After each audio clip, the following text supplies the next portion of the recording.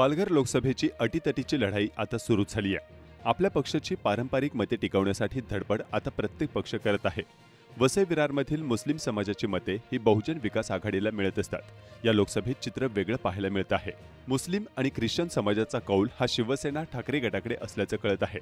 असं असलं तरी वसई विरारमध्ये एक हाती सत्ता असलेल्या बहुजन विकास आघाडीनं मुस्लिम समाजाची मते ही आम्हालाच मिळणार असल्याचा दावा केला आहे। बहुजन विकास आघाडीचे मुस्लिम समाजाचे नेते जमील शेख यांनी पत्रकारांशी बोलताना येथील मुस्लिम समाजाची मते ही 100% बहुजन विकास आघाडी हितेंद्र ठाकूरांना असल्याचं म्हटलं आहे।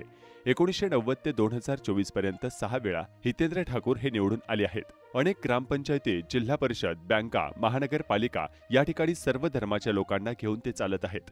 कधीही हिंदू मुस्लिम असा भेदभाव न करता सर्व समाजाला हितेंद्र ठाकूर यांनी बरोबर घेऊन गेले। बहुजन विकास आघाडी हा 1 नंबरवर आहे। शिवसेना ठाकरे गट आणि भाजपा हे कट्टर हिंदुत्ववादी पक्ष आहेत।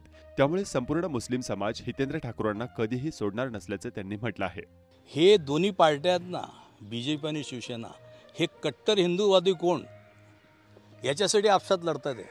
आम्हाला गरज नाही, आमचं ऑलरेडी डिपार्टमेंटचं तुम्ही रिपोर्ट बघा 1 नंबरला आहे। तर आम्हाला त्याची गरजच नाही की आम्ही त्यांच्या मांडीला मांडी लावून बसणार आहे, काही गरज नाही आम्हाला। इसके अंदर अप्पा के साथ में जो हम लोगों का आज 38 साल का अप्पा का अपना रिश्ता है, 60% वोटिंग तो अपने पास है। तो परसेंटेज वाइज अगर हम लोग हमारे यहाँ का इलाका देखेंगे तो हम 12, 13, 14% अकलियत के अंदर, कैथलिक समाज के अंदर 5-7% हो गए। उनकी जबान से गलत अल्फाज भी अप्पा के अगेंस्ट में नहीं निकले।